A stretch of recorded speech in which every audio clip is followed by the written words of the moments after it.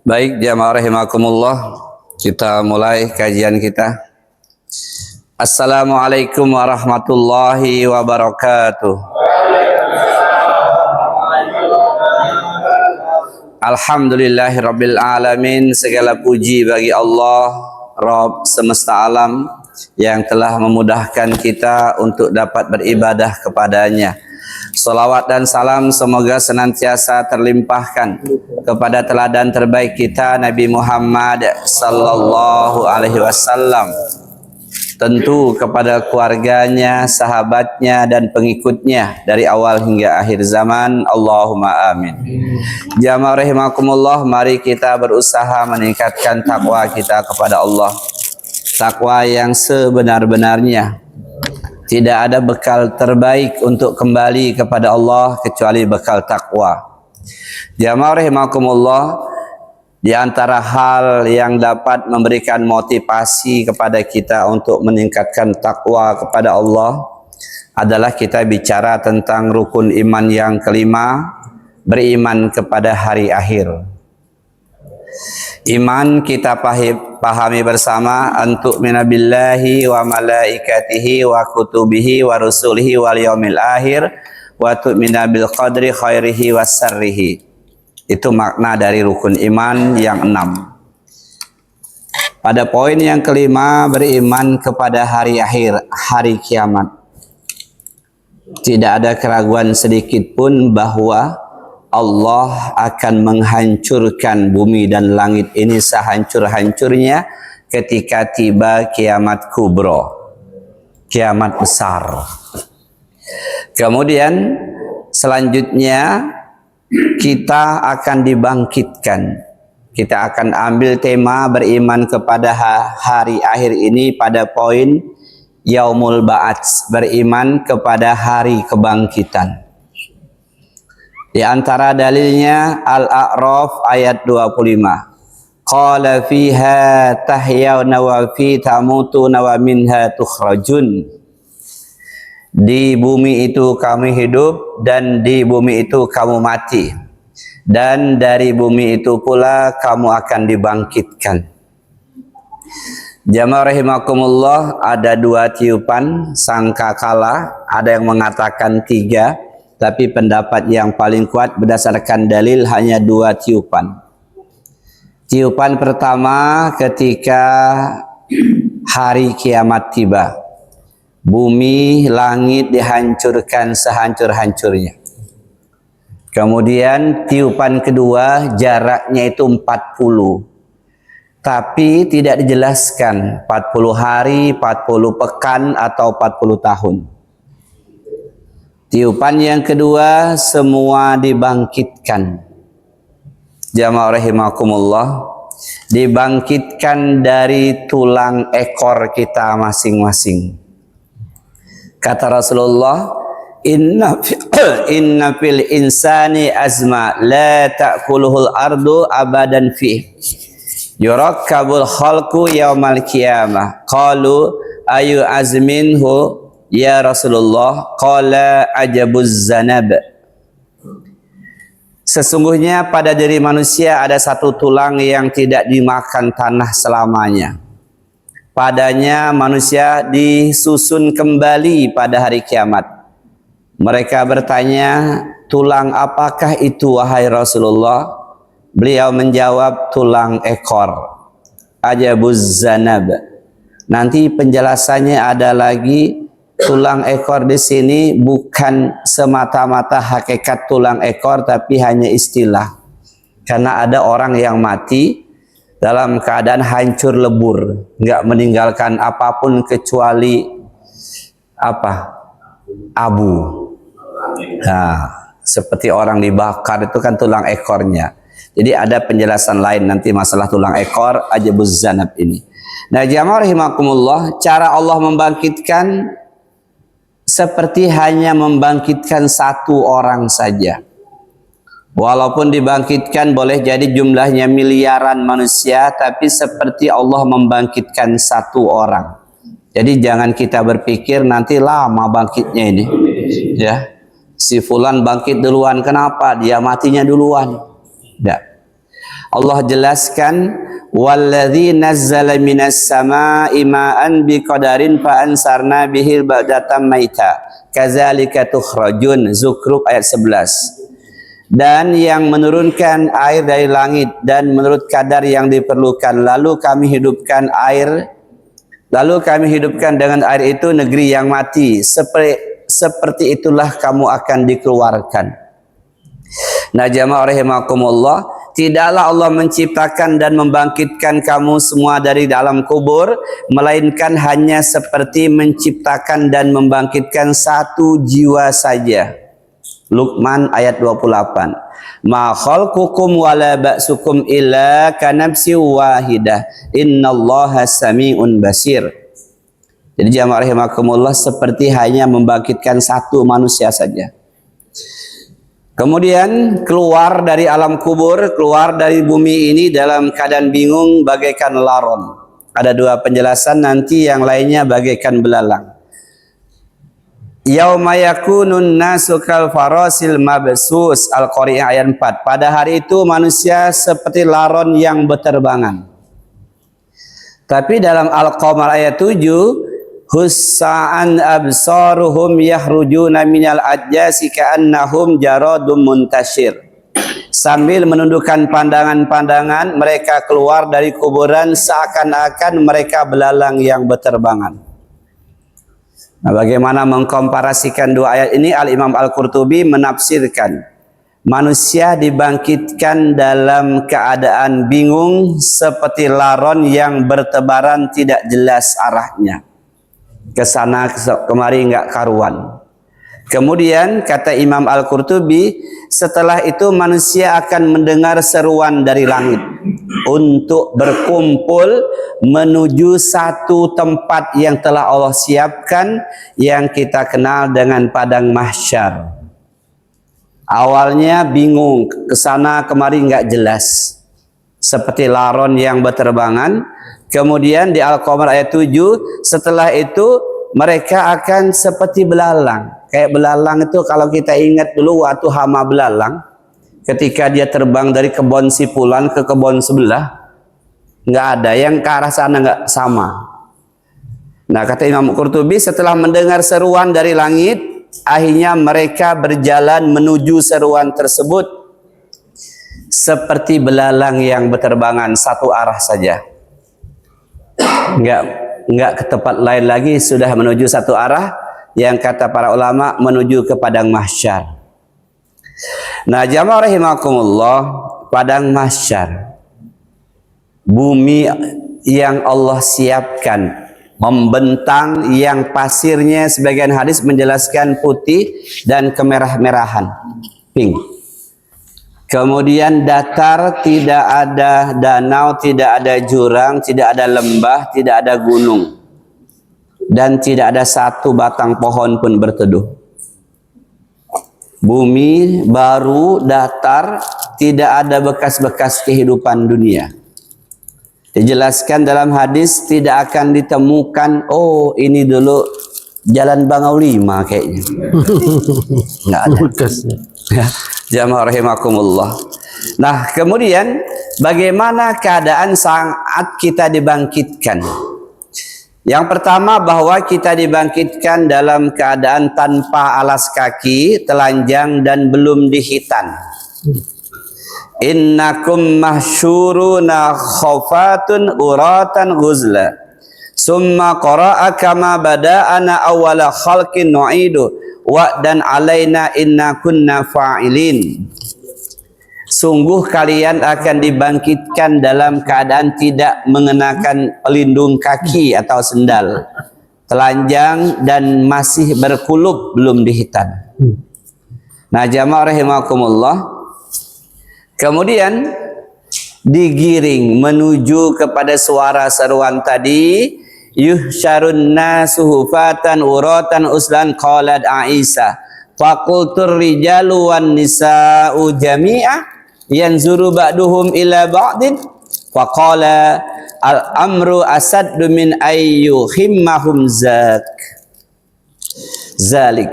Nah, manusia digiring menuju padang mahsyar dalam keadaan tidak menggunakan sendal, telanjang dan belum dihitan. Lalu Aisyah radhiyallahu anha, istri Rasulullah, bertanya, "Ya Rasulullah, laki-laki dan perempuan semuanya seperti itu? Apakah sebagian mereka enggak melihat sebagian lainnya?" Kata Nabi SAW, keadaannya lebih mengerikan dari membuat mereka berpikir tentang hal demikian. Muttafaqun alaih, hadis sahih riwayat Bukhari dan Muslim. Enggak akan sempat mikir ngelihat aurat yang lawan jenis Aisyah, bahasa gampang. Enggak akan sempat mikir ke situ, enggak kepikir. Nah, jamaah rahimakumullah. Kemudian ketika ditiupkan sangkakala itu, yang kedua dibangkitkan, sudah enggak ada kepedulian lagi dengan siapapun kecuali pada 3 keadaan. Allah jelaskan dalam surat Abasa ayat 33-37, fa iza ja'atis sakhah yauma yafirrul mar'u min akhihi wa ummihi wa abihi wa sahibatihi wa bani likulli imri'im minhum yauma izin sa'nun yuni. Sering dibaca sama imam-imam kita. Ketika datang suara yang memekakkan, tiupan sangkakala yang kedua, pada hari ketika manusia lari dari saudaranya, dari ibu dan bapaknya, dari istri dan anak-anaknya. Setiap orang dari mereka pada hari itu mempunyai urusan yang cukup menyibukkannya. Dia enggak peduli dengan apapun. Ketika Aisyah tanya, "Ya Rasulullah, nanti ketika di padang mahsyar, apakah engkau ingat kepada kami, istri dan anak-anakmu?" Aisyah khawatir. Kita juga mungkin berpikir seperti itu ya. "Ya Rasulullah, nanti apakah engkau ingat enggak sama kami?" Kata Nabi SAW, "Ya Aisyah, ada 3 keadaan yang seseorang tidak ingat akan siapapun." Tadi ya, yauma yafirul mar'u min akhi, enggak mau dia kenal dengan saudara, enggak kenal, pokoknya hanya mikir diri masing-masing, lulu gue hanya mikir apakah saya selamat atau tidak. Ya, nafsi. Kata Nabi, yang pertama ketika pembagian catatan amal, nunggu pembagian itu, tidak akan peduli dengan siapapun dan enggak ingat siapapun. Terserah anak, terserah istri. Yang penting saya pengen catatan saya diterima dari depan dengan tangan kanan. Yang lain terserah mereka. Yang kedua, kata Rasulullah, ketika di tempat penimbangan amal, ketika ditimbang amal-amal itu, kata Rasulullah, tidak ada satu orang pun yang peduli dengan siapapun, nggak ingat sama sekali. Yang penting saya harus timbangannya berat ke kanan, kebaikan lebih banyak daripada keburukan. Yang ketiga, kata Rasulullah, ketika melewati sirat, jembatan yang dibentangkan di atas jahanam, saat memulai masuk melangkah itu enggak ingat siapa-siapa. Terserah yang lain selamat atau tidak, yang penting saya pengen selamat. Nah, di 3 keadaan itu betul kata Pak Joni, nafsi. Kalau catatan udah dipegang, dia bagus, dia menjerit, "Oh, lihatlah catatanku." Bagusnya. Kalau udah ditimbang, berat ke kanan, pahala lebih banyak, alhamdulillah, lihatlah. Dia membanggakan pahalanya, amal-amalnya. Tapi sebelum itu enggak peduli. Jamaah rahimakumullah. Kemudian ketika menuju padang mahsyar ini ada berbagai macam keadaan. Yang pertama adalah matahari Allah dekatkan 1 mil di atas kepala kita. Ya, penjelasannya ada dua. Satu mil betul-betul 1 mil ukuran dunia. Yang kedua lebih dekat lagi 1 mil, ya ini tempat celak mata itu. Zaman dulu orang pulang dari Mekah celak mata ada. Celak mata itu 1 mil juga namanya. Berarti cuma segini. Nah, jamaah rahimakumullah. Kemudian menuju padang mahsyar, berjalan dengan berbagai macam cara. Di antaranya ada yang jalan kaki, jaki dia. Ya, ada yang merangkak, ada yang diseret di atas wajahnya, ada yang berjalan dengan mukanya. Nah, dalam hadisnya Nabi jelaskan, innakum tuhsaruna rijala wa rukbana wa tujarruna ala wujuhikum. Sesungguhnya kalian akan digiring di padang mahsyar nanti dalam keadaan berjalan, dan ada pula yang berkendaraan. Dia pakai kendaraan dalam sebuah riwayat terbuat dari kaca seperti cahaya, jadi orang bisa ngelihat. Ada forwardernya depan, ada patwalnya, para malaikat. Dia duduk di situ, semua orang melihat. Nah, mantap juga mamang itu. Jadi naik kendaraan seperti yang diinginkan Pak Prabowo itu, kaca biar orang bisa ngelihat. Kalau dalam hadis kendaraan dari cahaya. Jadi apa namanya dijelaskan itu kendaraan yang paling mewah dan semua orang melihatnya, tahu. Pakai patwal dia, pakai forwarder itu. Itu orang-orang istimewa. Ada yang jalan kaki dan ada juga yang diseret dengan wajahnya. Nabi ditanya, ya Rasulullah, kaifa yusarul kafir ala wajhi yaumal qiyamah? Ya Rasulullah, bagaimana bisa orang kafir digiring di atas wajah mereka pada hari kiamat? Orang kafir menuju padang mahsyar jalan dengan mukanya. Gimana cara jalan dengan muka? Sahabat nanya, kok bisa jalan dengan muka? Karena tahunya jalan dengan kaki. Lalu Nabi menjawab, qala alaysal ladzi amsahu ala rijlaihi fid dunya qadiran ala ayyumsiyahu ala wajhi yaumal qiyamah?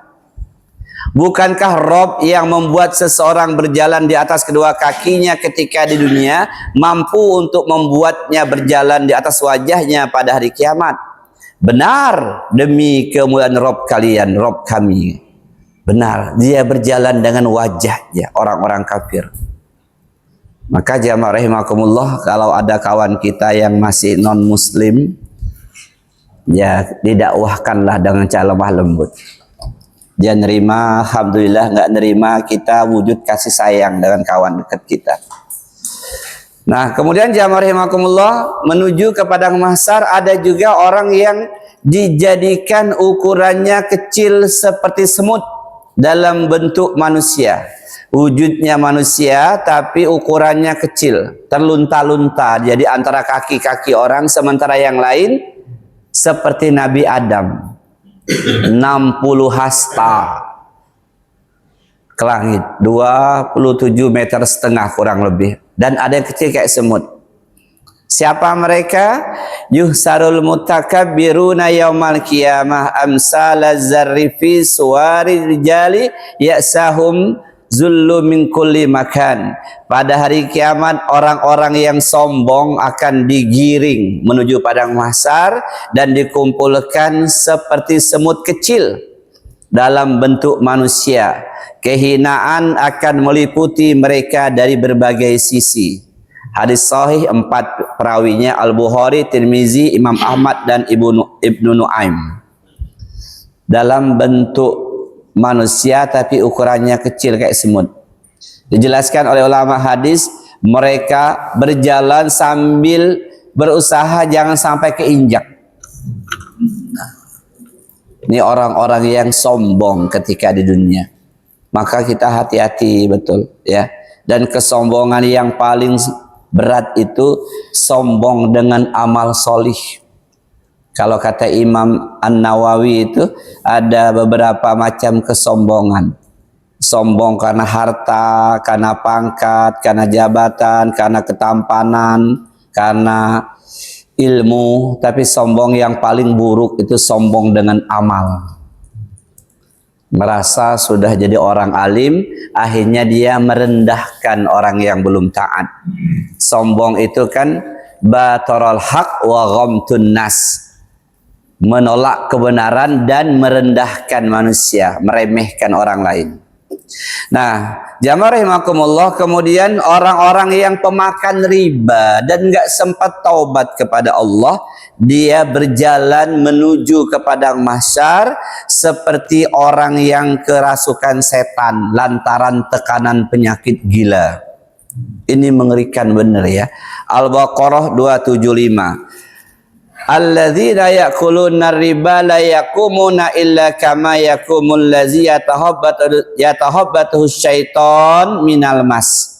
Orang-orang yang makan atau mengambil riba tidak dapat berdiri melainkan seperti berdirinya orang yang kemasukan setan lantaran tekanan penyakit gila. Al-Baqarah 275. Ini para pemakan riba, dia nggak sempat tobat kepada Allah, mati dalam keadaan masih mengambil harta dengan cara riba. Na'udzubillah. Kemudian ada yang dibangkitkan lalu menuju padang mahsyar dalam keadaan buta. Siapa mereka? Ini orang-orang yang nggak mau nuntut ilmu. Dia merasa, ngapain ngaji sama aja. Jadi kawan-kawan kita itu yang sombong, nggak menuntut ilmu, apalagi sampai terucap, kita nasihati pelan-pelan, jangan kayak gitu.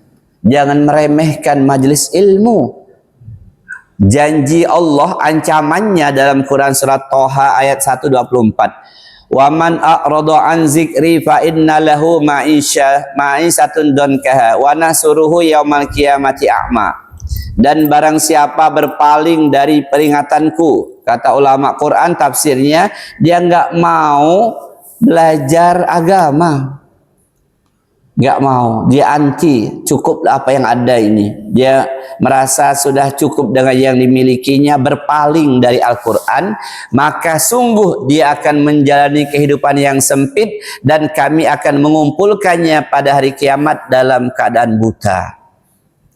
Di hadisnya dijelaskan, ya Allah, saya ini kan bisa ngelihat dunia dulu, kenapa sekarang saya buta ini? Menuju padang mahsyar buta, terlunta-luntalah di perjalanan.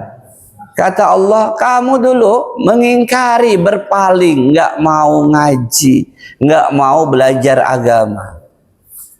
Banyak orang kadang meremehkan, ngaji ngapain? Rugi dia. Allah sudah jelaskan terang benerang ini. Kemudian ada lagi orang yang menuju ke padang mahsyar, berkumpul di sana dalam keadaan badannya miring. Nah, ini kalian tahu semua ini dalilnya pasti ya. Miring. Siapa mereka? Orang-orang yang punya istri lebih dari satu lalu dia tidak mampu berlaku adil. Nah, ini yang mau nikah boleh, nggak apa-apa. Yang penting adil ya. Adil itu urusan waktu dan harta. Kalau hati nggak mungkin adil dan dimaklumi. Kalau cinta itu nggak mungkin. Allah memaklumi, ya. Khadijah itu walau bagaimanapun sudah meninggal, Nabi masih sering bicara tentang Khadijah. Aisyah sering cemburu. Kalau cinta nggak bisa adil. Tapi kalau harta, satu beli Innova, satu Innova bisa. Waktu di sana 3 hari, sini 3 hari, sehari mancing ya. Bisa. Tapi kalau hati, perasaan nggak mungkin. Kata Rasulullah, man kana lahu imra'atani famala ila ihdahuma jaa yaumal qiyamah wasaqahu ma'il. Barang siapa mempunyai 2 istri lalu condong kepada salah satunya, dia nggak adil tadi, maka ia datang pada hari kiamat dalam keadaan separuh badannya miring. Hadis Abu Daud ya. Kalau ketemu kawan nanti, loh dulu kamu normal aja, kok miring? Saya ada simpenan. Oh iya, dimaklumi ya. Nggak ketahuan di dunia ya. Rupanya simpanannya jauh di kampung sana ya. Jamaah rahimakumullah, lanjut. Kemudian ada orang yang dikumpulkan menuju padang mahsyar, sampai di sana juga tidak ada sekerat daging pun di wajahnya. Tengkorak doang. Nah, kata Pak Adib, minta-minta, pengemis. Ya.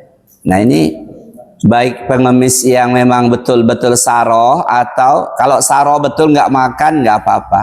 Tapi kalau dia bisa kerja sengaja mengemis, itu yang seperti ini.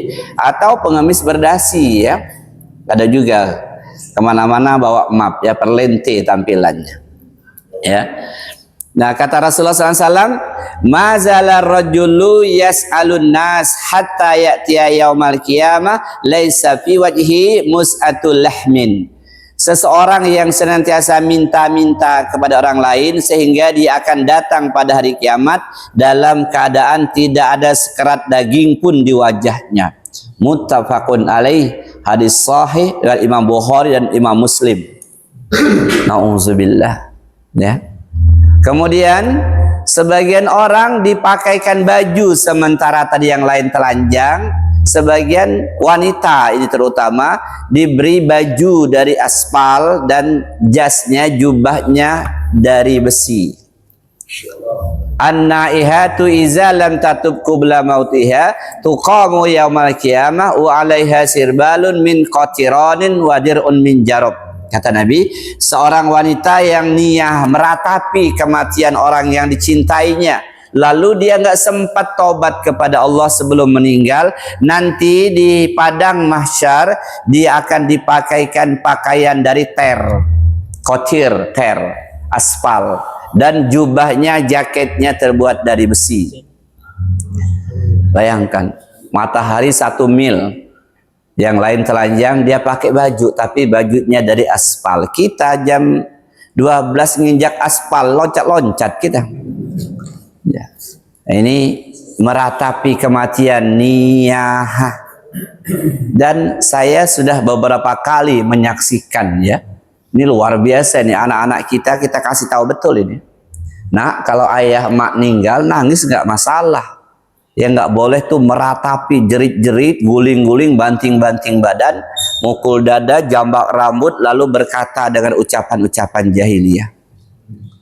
Saya menyaksikan tetangga kita itu dulu, anak gadisnya ketika bapaknya meninggal zaman corona, mengerikan jeritannya, umpatan-umpatannya keluar semua. Nggak mempan, dipegang rame-rame, dipegang orang, nggak mempan, ngebanting dia. Saya bilang, ya Allah, ini yang ditunjukkan oleh seperti, kalau nggak sempat taubat, walaupun dia soleh nanti, tapi dia pernah melakukan dosa, ini kayaknya dosa besar, akbarul kabair. Niyahah meratapi kematian termasuk kelompok dosa besar. Dia harus betul-betul bertaubat kepada Allah. Nah, jadi kita sampaikan, nangis nggak apa-apa, tapi meratap kematian jangan meratapi kematian. Nauzubillah. Kalau nggak sempat tobat, nanti di padang mahsyar dikumpulkan bersama yang lain dalam keadaan seperti tadi. Kemudian jamaah rahimakumullah, ada orang-orang yang dikumpulkan di padang mahsyar memikul tanah. Nah, ini ya, hati-hati patok tanah rumah, kebun kita, ladang kita. Kata Nabi, man ahoza sibron minal ardi zulma fa innahu yutawwaquhu yaumal qiyamah min sab'i ardin. Barang siapa mengambil sejengkal saja dari tanah orang lain secara zolim, maka akan dikalungkan tanah itu sebanyak 7 lapis bumi pada hari kiamat. Dia mikul tanah. Ini hati-hati banget, ya. Jadi kalau kita ada perbatasan, kawan kita ngotot, jelas sudah. Kalau kamu siap mikul nanti, bismillah. Ya, 7 lapis bumi. Kok diberikan kekuatan? Pernah dijelaskan, diberikan kekuatan oleh Allah. Orang lihat semua, ya Allah, pikulan dia itu. Ini masalah tanah ini kadang orang anggap enteng. Nantilah tobat. Ya, kalau sempat tobat dan mengembalikan. Kalau nggak sempat, mati datang tiba-tiba. Beberapa hari ini saya mendapati banyak mautul fujaah, kematian yang mendadak, dan itu ciri-ciri tanda-tanda kiamat, ya. Mati mendadak. Ngobrol kemarin itu hari apa itu saya takziah, kami masih ngobrol, Pak. Ngobrol ketawa-ketawa jam 8, jam 9, jam 11 malam itu kok dia nggak enak badan, bawa ke rumah sakit, nggak nyampe rumah sakit, langsung, Pak, masih muda. Anaknya masih SMA, ya. Nggak ada sakitnya, Bu. Nggak ada, Pak. Nggak ada sakit. Nggak ada keluhan apapun. Selama ini normal aja. Kemarin pas saya lebaran juga sama. Di Bonglai itu sama gitu. Nggak ada sakitnya. Itu namanya mautul fujaah. Bagi orang-orang yang beriman, beramal solih, itu salah satu keutamaan dia. Dia tidak nyusahkan orang lain. Tapi bagi orang-orang yang maksiat, itu azab bagi dia. Kenapa? Nggak sempat taubat dia. Nauzubillah. Nah, jamaah rahimakumullah, kemudian ada orang-orang yang berdiri pada hari kiamat di padang mahsyar berlumuran darah yang berbau harum, wangi sekali. Ini para mujahid. Ya, orang yang berperang di jalan Allah. Kemudian ada orang-orang yang memanggil Allah, ya Rabbi, ya Rabbi, ya Rabbi, tapi Allah nggak peduli. Salah satu la yukallimullahu yaumal qiyamah wa la yuzakihim. Qala Abu Muawiyah wa la yanzuru ilaihim wa lahum azabun alim. Syaikhuz zani wa malikun kazzab wa ilul mustakbir. Kata Nabi, ada 3 kelompok manusia yang tidak akan diajak bicara oleh Allah. Allah tidak akan mengampuni, memaafkannya, mensucikannya. Muawiyah bertanya, ya Rasulullah, apakah Allah juga tidak melihat kepada mereka? Enggak. Bagi mereka disiapkan siksa yang pedih. Siapa mereka? 1, orang tua yang berzina. Udah tua, masih juga ya kayak hari ini ya. Ketangkep di WC, udah tua sama janda. Ya Allah, kasihan betul ngelihatnya. Digeret-geret sama orang telanjang. Ya Allah, ngeri kita. Di WC umum, di WC apa namanya, WC rumah makan lah gitu. Saya, ya Allah, tega juga anak-anak muda itu. Ampun dia, nggak ada ampun katanya.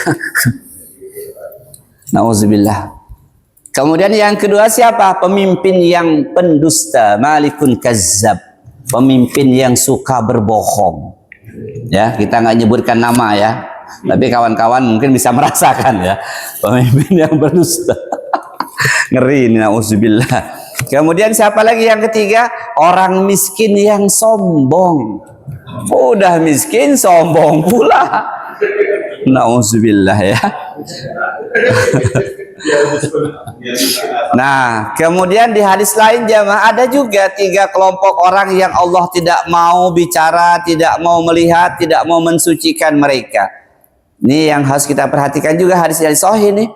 Yang pertama, orang yang isbal, memakai pakaian di bawah mata kaki, sarungnya ngelewati mata kaki, celananya lewat mata kaki, tapi nanti ada penjelasan. Yang pertama, kalau disertai dengan rasa sombong.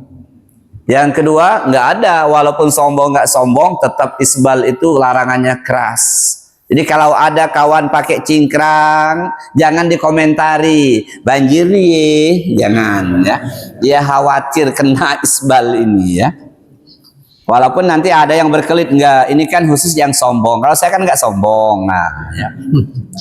Yang kedua, siapa orang yang nggak Allah lihat, nggak Allah ajak bicara, pada dia manggil Allah, ya Rabbi, ya Rabbi, ya Rabbi. Yang kedua di hadis ini, orang yang suka mengungkit-ungkit pemberian, al-manan, ya, suka mengungkit-ungkit kebaikannya.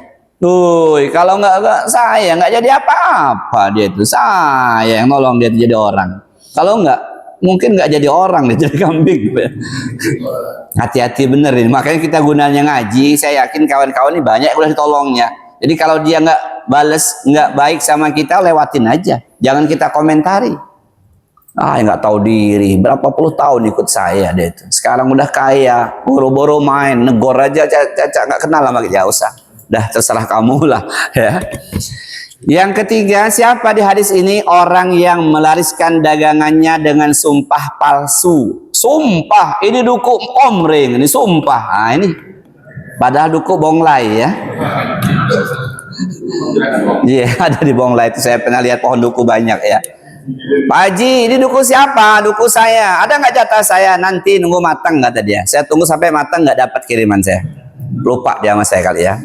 Nah, jamaah rahimakumullah. Kemudian spesial wanita, ini istri kita ingatkan juga. Allah juga tidak melihat kepada wanita yang tidak berterima kasih kepada suaminya.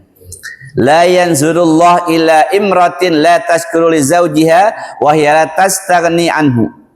Allah tidak akan melihat kepada wanita yang tidak bersyukur, tidak berterima kasih kepada suaminya dan selalu banyak menuntut.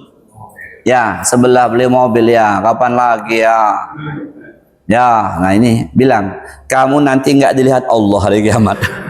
Allah nggak mau lihat kamu. Apa? Banyak tuntutan kamu ini. Ngaji makanya, jangan nuntut terus ya. Nah, jamaah rahimakumullah, lanjut. Kemudian Syekh Imam Az-Zamakhsyari dalam kitabnya Al-Kasyaf menukil hadis dari Mu'az bin Jabbal. Ini yang sering disampaikan Ustadz Das'at Latif yang dari Sulawesi. Itu ini yang sering, tapi saya belum menemukan hadisnya. Cuma saya sampaikan aja ya. Saya belum menemukan hadisnya, hanya ngutip dari Syekh Imam Az-Zamakhsyari, kitabnya Al-Kasyaf menukil hadis dari Mu'az bin Jabal radhiyallahu an, sahabat Nabi. Kata beliau, kata Imam Az-Zamakhsyari, ada orang yang nanti dikumpulkan di padang mahsyar, wajahnya seperti monyet. Badannya manusia tapi wajahnya wajah kera. Wajah monyet. Siapa itu? Yakni orang-orang yang suka memfitnah. Kemudian ada yang wajahnya diserupakan dengan babi. Oh, ini lebih mengerikan lagi ya. Babi. Mengerikan. Siapa mereka? Yakni orang-orang yang suka makan harta haram dan merampas hak orang lain. Babi kayak main seruduk-seruduk aja dia. Nah, kemudian yang ketiga, ada orang yang mengunyah-ngunyah lidahnya sendiri yang menjulur sampai ke dada. Lidahnya sampai dada dikunyah-kunyah. Dari mulutnya mengalir nanah laksana air liur yang berbau busuk dan membuat semua orang jijik kepadanya. Nah, ini saya dan kawan-kawan hati-hati nih. Siapa mereka? Para ulama dan hakim yang kata-katanya berlawanan dengan perbuatannya. Para ustadz ini ya, para dai termasuk juga para hakim, ketika memutuskan itu faktanya A diputuskan B. Nih hati-hati betul kita, jangan sampai ucapan dengan perbuatan kita nggak sinkron. Kita akan dipanjangkan lidah sampai dada, lalu kita gigit-gigit lidah itu mengeluarkan air liur yang berbau busuk. Nauzubillah. Kemudian jamaah rahimakumullah, kata Imam Az-Zamakhsyari, ada orang yang terpotong tangan dan kakinya, badan doang guling-guling. Siapa mereka? Orang yang selalu mengganggu tetangganya. Ya, malam-malam jam 11 karaoke dia Pak Haji. Kita mau tidur, lain-lain ditegur mulut saya, speaker saya, ya Allah. Ya, jam 11 malam karaoke. Kemudian jamaah rahimakumullah, ada yang baunya busuk, lebih busuk dari bau bangkai. Siapa mereka? Orang yang senantiasa memuaskan hawa nafsunya. Tadi itu yang ketangkep di WC tadi itu deh. Mudah-mudahan dia tobat, dia nggak udah digebukin orang, tobat. Kemudian jamaah rahimakumullah, berapa luas tempat kita berdiri padang mahsyar? Apakah seluas rumah kita hari ini? Ternyata kita hanya berdiri seluas ukuran tubuh kita saja. Segitulah kita nunggu sidang. Kata Rasulullah, tumaddul ardu yaumal qiyamah madda li'azamatir rahman summa la yakunu li basarim man bani adam illa maudi'a qadamai. Bumi dibentangkan dengan sungguh-sungguh karena agungnya Ar-Rahman, Allah yang Maha Penyayang. Lalu tidak ada tempat bagi manusia dari anak cucu Adam kecuali hanya tempat berdiri kedua kakinya itulah. Itulah jatah kita. Jadi kalau di dunia kita bisa punya tanah luas, ternyata di padang mahsyar jatah kita itulah. Bagaimana keadaan mereka? Mereka dalam keadaan ketakutan, kengerian, menunggu datangnya Allah Jalla Jalaluh. Semuanya berharap untuk segera diadakan persidangan. Mereka menuju kepada Adam alaihissalam. Wahai Adam, mintalah kepada Allah agar disegerakan urusan ini. Kata Adam, aku punya dosa dulu. Makan buah khuldi. Aku malu sama Allah. Mintalah kepada, hadisnya banyak. Ada yang mengatakan, mintalah kepada Nabi Musa. Datang kepada Musa, rombongan manusia nyari Nabi Musa. Ketemu. Musa, mintalah kepada Allah. Kami ini capek. Kami lelah. Dalam keadaan telanjang tanpa alas kaki, ada yang keringatnya, kata Rasulullah, sampai menenggelamkan dirinya. Ada yang sampai mata kakinya, ada yang sampai betisnya, ada yang sampai perutnya, ada yang sampai dadanya, bahkan ada yang sampai menenggelamkan dirinya, berenang di keringatnya sendiri.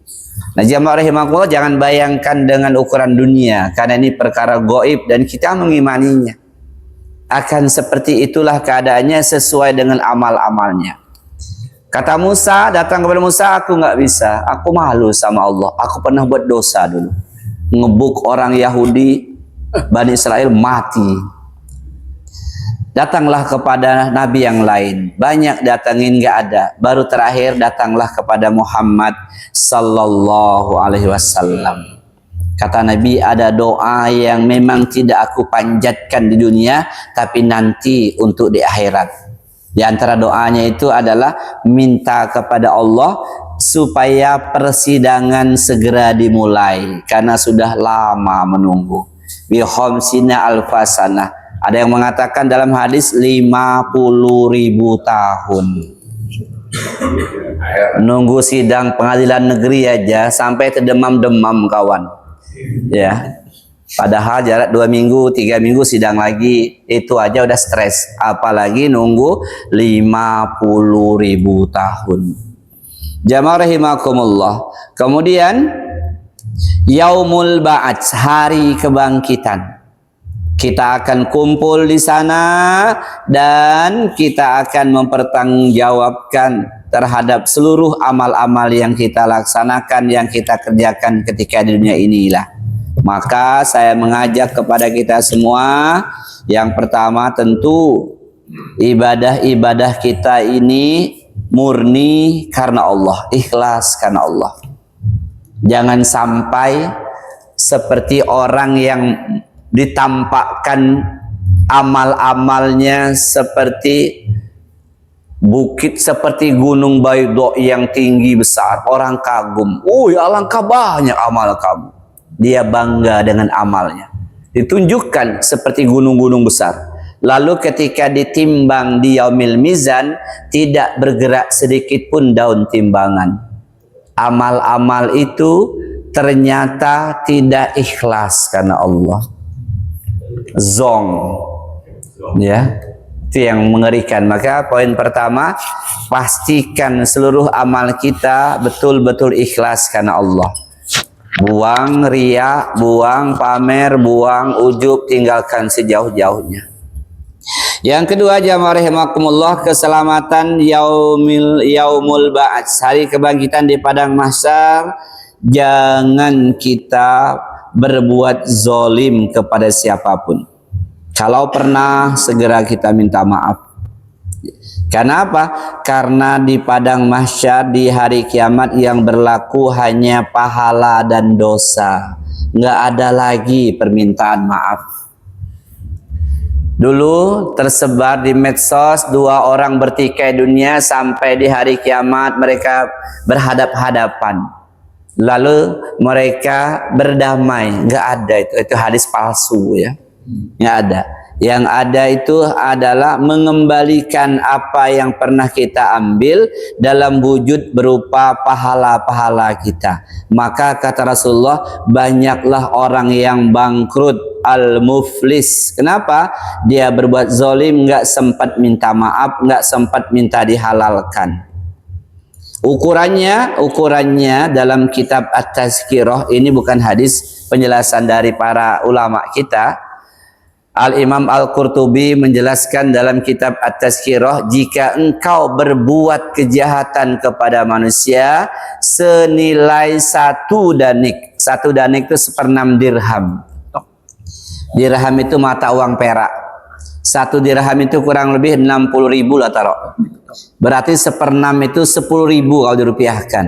Entah kita sentil kupingnya, entah apa, sekecil itu tebusannya pahala 700 waktu sholat fardu kita serahkan kepadanya.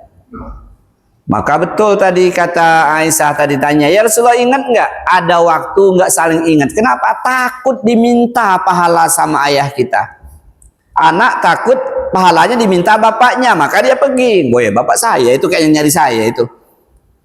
Itu dijelaskan oleh para ahli tafsir Quran. Kenapa yauma yafirul mar'u min ahi wa ummihi wa abi, anak lari dari ayahnya, karena takut dimintain pahalanya. Karena yang berlaku hanya pahala dan dosa. Itu diantara penjelasannya dari para ulama Quran tentang kenapa mereka nggak mau ketemuan. Karena itu tadi, khawatir. Ya. Nah, jamaah rahimakumullah, yang kedua, apapun kezaliman selesaikan di dunia. Yang ketiga, jamaah rahimakumullah, dalam hal supaya kita nggak rugi, nggak bangkrut di akhirat nanti, senantiasa berprasangka baik kepada Allah, husnuzon. Ini penting jamaah rahimakumullah. Kadang orang-orang beriman yang hebat pun masih ada prasangka buruknya sama Allah. Padahal kita ini tetap diperintahkan bagaimanapun keadaan yang menyakitkan, yang tidak menyenangkan hati dan jiwa kita, apapun musibah yang menimpa kita, kita harus prasangka baik kepada Allah. Tidaklah Allah memberikan berbagai macam ujian, cobaan, kesengsaraan kepada kita, kecuali pasti ada kebaikannya, ada hikmahnya. Nah, berkenaan dengan yang ketiga prasangka baik ini, ketika seorang wanita kehilangan anaknya masih kecil di zaman Rasulullah. Kemudian dia nyari sambil nangis-nangis manggil anaknya nggak ketemu. Lama-lama baru ketemu. Dirangkulnya, diciumnya, dipeluknya anak itu. Kata Nabi manggil sahabat, sahabat, kira-kira ibu itu udah ketemu anaknya, mungkin nggak ngelemparkan anaknya ke bara api? Ya nggak mungkin Rasulullah, anaknya barusan hilang, nggak mungkin dilemparkan ke bara api. Kata Rasulullah, Allah lebih sayang kepada hambanya daripada ibu itu kepada anaknya. Jadi kita jangan sampai prasangka buruk kepada Allah terhadap apapun yang menimpa kita. Anak kita mungkin nakal, bini kita ngelawan, atau kita penyakitnya banyak betul. Ya Allah, nemen amat saya, ya Allah diujinya, jangan ya. Nah, jamaah rahimakumullah, nanti puncaknya husnuzon kepada Allah itu ketika tiba hari kematian kita. Ketika kita sudah sekarat, kita udah parah betul, udah berat betul, selalu kita yakin Allah itu Maha Pengampun. Jangan sampai nanti ketika iblis datang, karena kita kan sudah paham, sudah belajar. Innas syaitana yahduru ahadukum min kulli syai'in sya'ni. Sesungguhnya setan akan mendatangi kalian dalam setiap urusan kalian. Puncak kedatangan setan ketika tiba hari kematian kita, dengan pasukan lengkap dia datang. Dia menggoda kita supaya kita ini termasuk godaannya berprasangka buruk kepada Allah. Aduh, kayak mana saya ini? Ya. Jadi prasangka baik, tetap yakin. Maka ketika teman saudara kita sudah parah, kita bisikan tetap prasangka baik sama Allah. Allah Maha Pengampun, Allah Maha Penyayang, terus begitu. Ya, demikian jamaah rahimakumullah, yaumul ba'ats. Lebih kurang mohon maaf, kita tutup dengan kafaratul majlis. Subhanakallahumma wa bihamdika ashhadu an la ilaha illa anta astaghfiruka wa atubu ilaik. Wassalamualaikum warahmatullahi wabarakatuh.